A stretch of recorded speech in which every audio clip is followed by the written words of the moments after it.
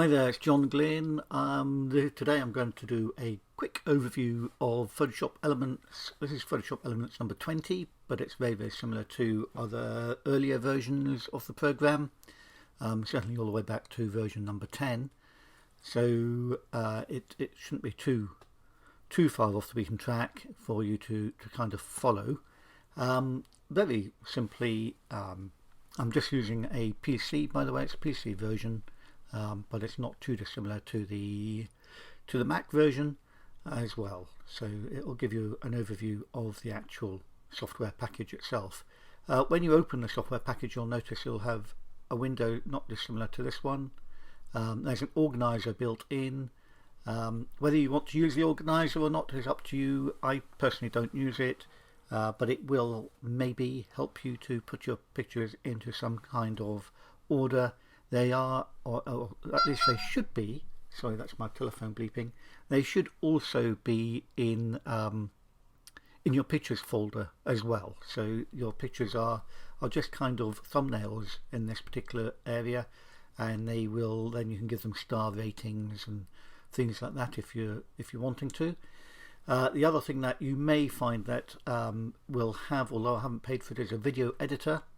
The video editor is there. It's Premiere limited Elements version. Even if you don't pay for it, it's still there. It is an extra cost. All I've done is pay for the Photoshop editor system. When you click on that, you'll get a window like this turning up. I've put a picture into mine because if you don't put a picture there, some of the options that we're going to look at won't be available. So you will need a picture in here. The easiest way to do that is just to go to your folder where your pictures are held, in Pictures folder for instance, and if you've got pictures in Pictures folder, you can just literally drag them straight into Photoshop Elements and it will open it up. Okay, so it's a fairly quick way of doing it rather than going through File, Open and so on. Just drag them straight in. And you can drag more than one in at a time if you wish. When you're in this window, you'll have a quick option. Quick option is very limited in what you can do, but it may well be enough for what you're trying to get through. Selections, whiten teeth, text is there, straighten tool, text tool is there as well. And now there's a thing called a healing spot brush, so on is there. And on the right hand side you have options to smarten your pictures and so on, and these are quick smart fixes, possibly automatic. So there's one way of getting to know the basic principles of the program. There's also a guided option which will take you through ways of actually producing end results, if you like. Making birthday cards and things like that as well is all used to be part of it. Vignettic effect, lighten and darken, there's black and white, there's colour, font edit, special edits and photo merging, all that sort of stuff can be done, and it will take you through a process of doing it, putting a picture into place, allowing you to add text, things like that. And then there's expert. An expert is what I tend to advise people to start with, oddly enough, because it gives you control, and if you understand the expert, you're likely to actually use other aspects of the program better anyway, because you'll have the understanding what it's actually doing, and be able to control those elements and decide whether they're what you want to do or whether you would prefer to do it yourself.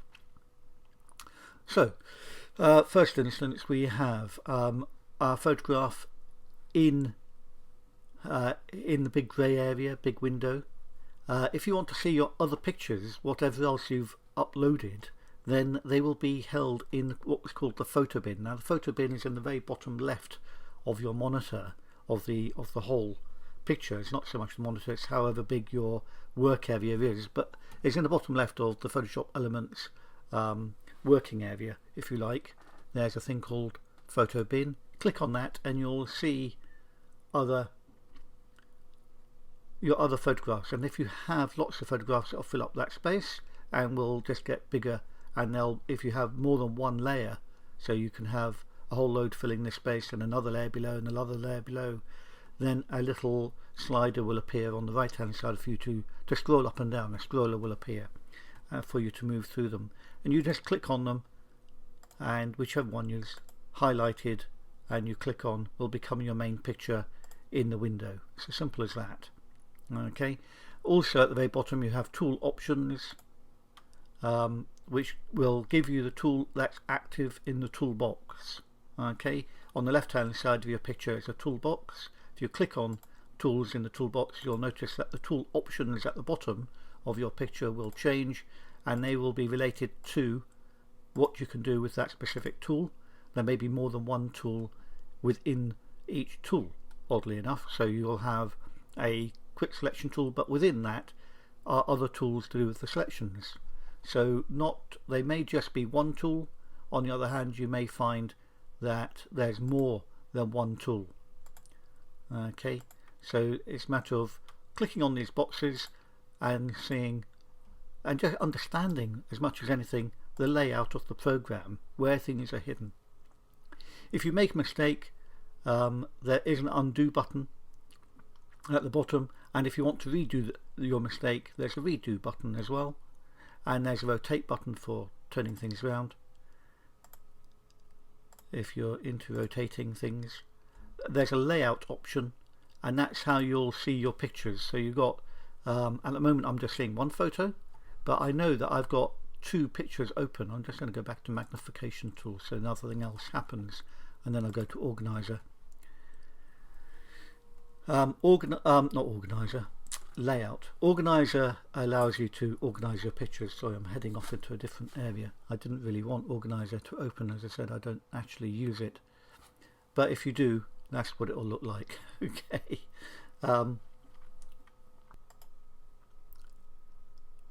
Photo editor, there we are, back to photo editor. Always worth wandering off into other areas, get to know the layout, and just sort of try and work out where you are. That's under organizer.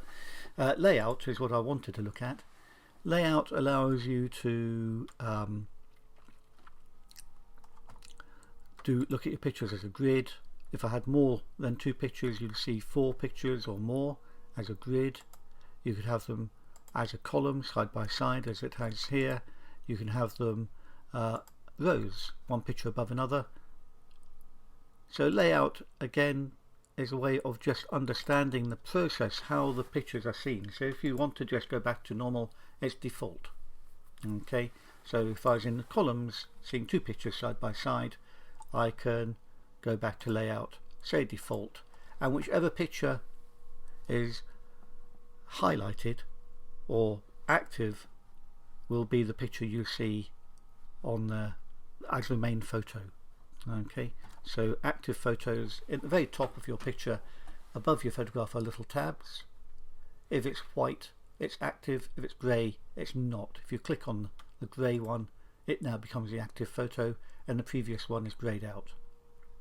Click on that one and it becomes the active photo. So whichever is the active photo in layout, when you press default, will become the first picture you see.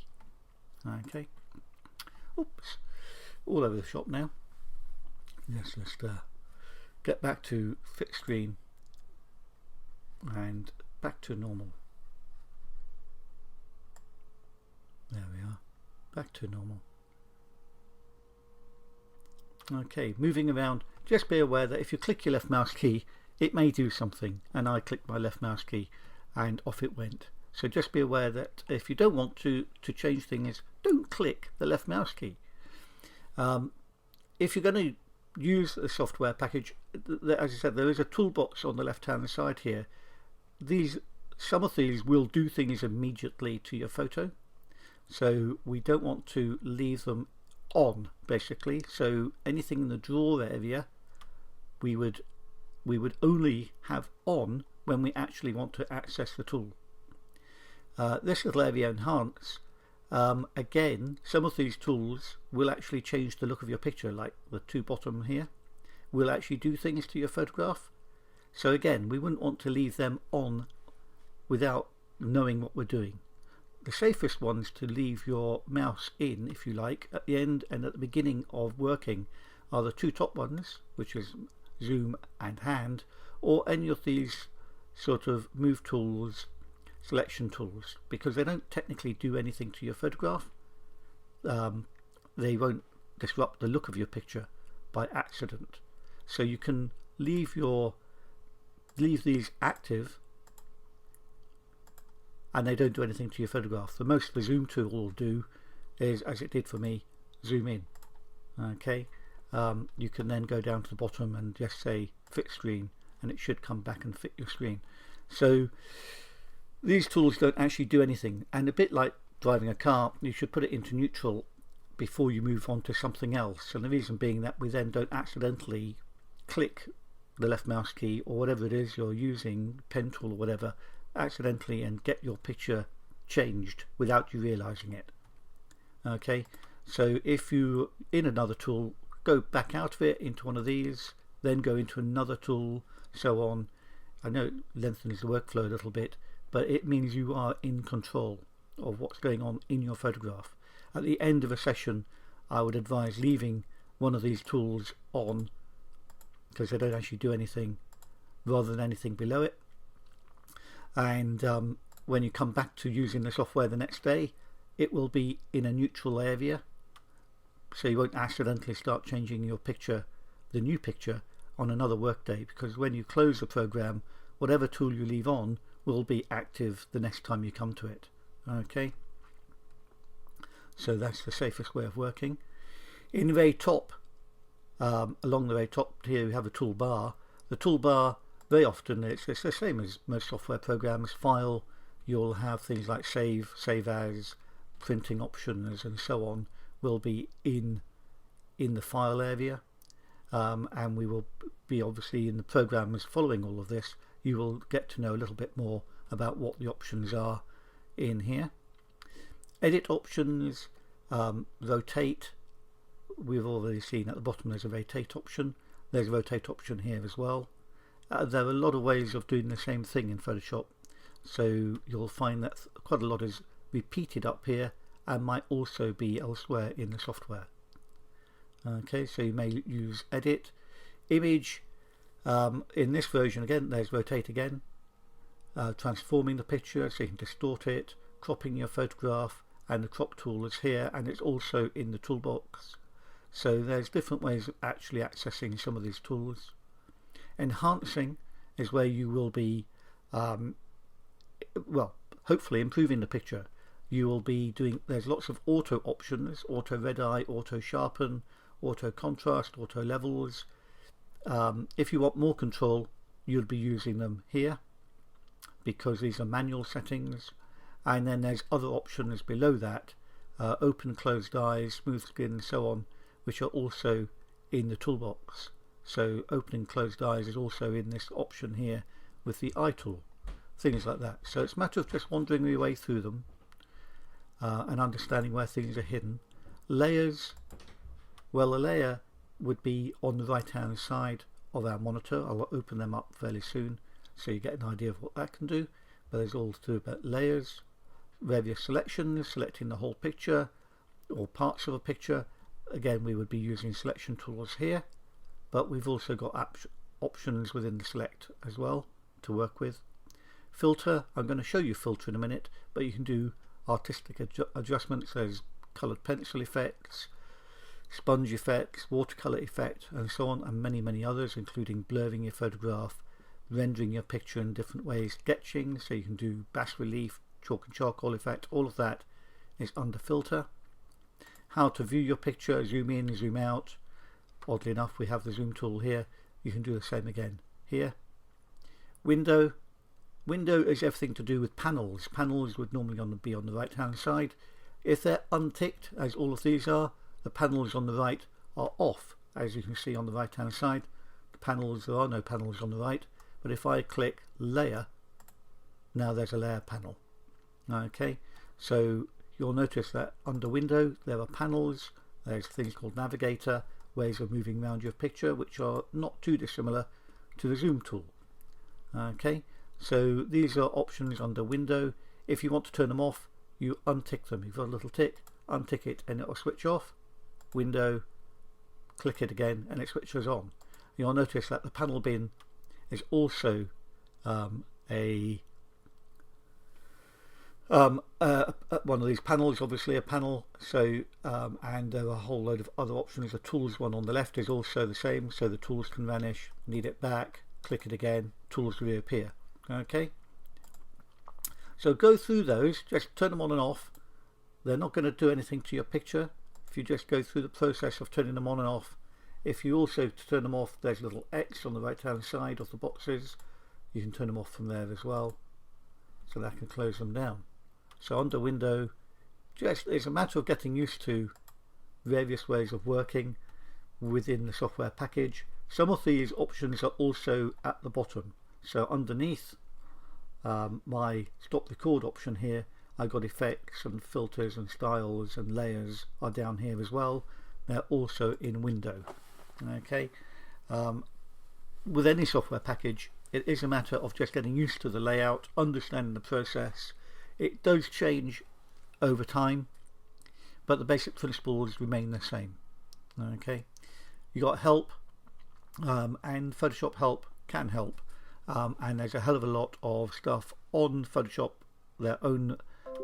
If you go to Photoshop